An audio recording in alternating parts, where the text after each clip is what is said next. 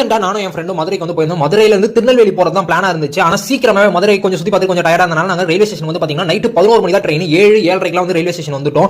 Next இப்போ எங்கடா தங்குறது அப்படின்ற மாதிரி தெரியல. சரி ஓகே ரிட்டையரிங் ரூம் வந்து தேடுவோம், கொஞ்சம் ஃப்ரெஷ் அப்லாம் ஆயிரலாம் அப்படின்னு சொல்லி ரிட்டையரிங் ரூம் பக்கம் போனா அங்க ரூம்ஸ் வந்து இல்லன்னு சொல்லிட்டாங்க. அப்பதான் பிளாட்ஃபார்ம்ல நடந்து போயிட்டு இருக்கும்போது பாத்தீங்கன்னா ப்ரீபெய்ட் ஏசி வெயிட்டிங் ஹால் அப்படின்றது வந்து கண்டுபிடிச்சு 1 ஹவருக்கு ஒரு ஆளுக்கு 20 ரூபாய் அப்படின்ற மாதிரி சொன்னாங்க. சரி உள்ள போவோம்னு சொல்லிட்டு 2 ஹவருக்கு வந்து டிக்கெட்ஸ் வந்து கொடுத்துட்டோம். உள்ள போனோனே வந்து பாத்தீங்கன்னா ஆதார் கார்டுலாம் கொடுத்து 2 மணி நேரத்துக்கு எடுத்துட்டோம். டோட்டலா வந்து பாத்தீங்கன்னா 2 பேருக்கு 80 ரூபாய் அப்படின்னு சொல்லிட்டு அந்த டிக்கெட் வந்து கொடுத்தாங்க. இந்த டிக்கெட் அந்த 2 மணி நேரம் கழிச்சு 1 நிமிஷம் இருந்தாலும் நம்ம எக்ஸ்ட்ரா 20 ரூபாய் பே பண்ணணும்ன்றதையும் அப்பவே வந்து சொல்லிட்டாங்க. நெக்ஸ்ட் வந்து பாத்தீங்கன்னா உள்ள போயிட்டு நாங்க கடைசியா உட்காந்து போன் எல்லாம் சார்ஜ் போட்டுட்டு உள்ள ஃபுல்லா சோஃபா தான் ஒரு 30ல இருந்து 35 பேர் உட்கார மாதிரி இருந்துச்சு. உள்ள லிட்டரலா சொல்லணும்னா ரெஸ்ட் ரூம் செம்ம க்ளீனா வந்து இருந்துச்சு. 3 சீட்டர் சோஃபாலாம் இருக்கு. அதுல யாருமே வரலனா நம்ம போய் படுத்துக்கலாம். நெக்ஸ்ட் 2 மணி நேரம் கழிச்சு நாங்க ஒரு 5 நிமிஷம் முன்னாடியே வெளியே வந்துட்டோம். எக்ஸ்ட்ரா 20 ரூபாய் பே பண்ண வேணாம்னு சொல்லிட்டு.